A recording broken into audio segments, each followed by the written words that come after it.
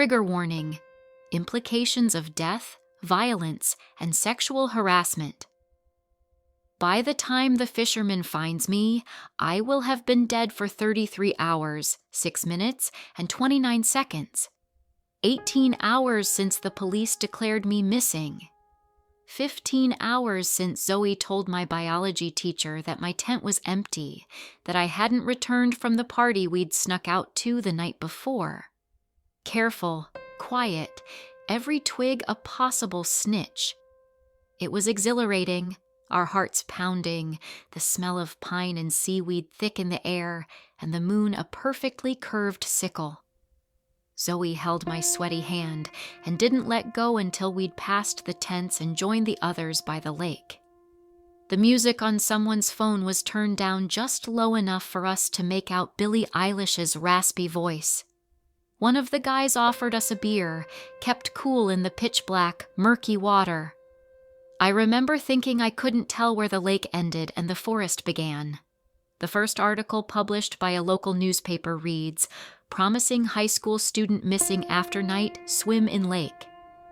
Shortly after, the Water Rescue Service and Fire Brigade take over the search. Dogs comb the area, their noses trailing through the damp earth. A human chain forms, people moving slowly through the woods, eyes scanning for any sign of me. Even a helicopter hovers overhead, its whirring blade slicing through the heavy, charged air. The search drags on for hours, stretching into the twilight, yet the woods remain silent. The police begin to ask questions. When was she last seen? What was she wearing? Had she been drinking? Did she seem out of character? Angry? Sad? Suicidal? No. No and no. She was singing. She was dancing. She seemed happy. When the fisherman finds my body, miles away from where I was last seen, certainty sets in. The autopsy reveals a hematoma on my head and purple spots behind my ears. The coroners examine the water in my lungs and confirms that I wasn't dead before entering the water. I died by drowning. My classmates are questioned again. Zoe claims to have left early, while I stayed behind with her twin brother, Tom, who has been in love with me since middle school. Tom's behavior strikes the police as odd. He insists he barely spoke to me, despite people seeing us leave the party together for a few minutes. When my body is examined, traces of Tom's skin are found on my clothes, trapped between the fabric layers. Still, Tom sticks to his story, perhaps because the truth would embarrass him for some reason. Or maybe he's just afraid of the questions that would follow and the scrutiny that might come with them. Tom is right, you know, in the broadest sense. We really only exchanged 3 or 4 sentences that night, but only because Tom's mouth was otherwise occupied with me. I had enjoyed every second of it, and looking back, I wish I'd given him a real chance. But I was too worried about what other people might think. So, as usual, I brushed him off, leaving him to walk away from the party feeling hurt. Cassandra insists she heard Zoe and me arguing that night, just before Zoe headed back to the campsite.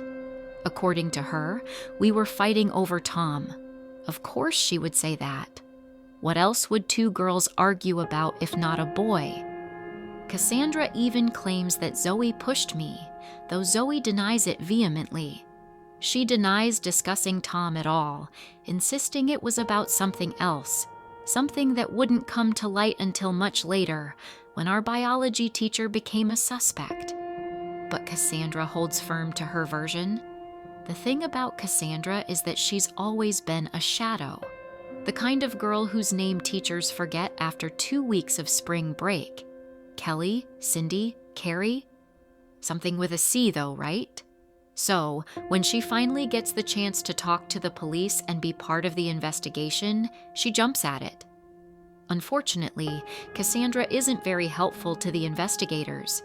She leaves the party at 2 a.m., just 40 minutes before I die, leaving me alone with a group of guys who've brought along some tranquilizers.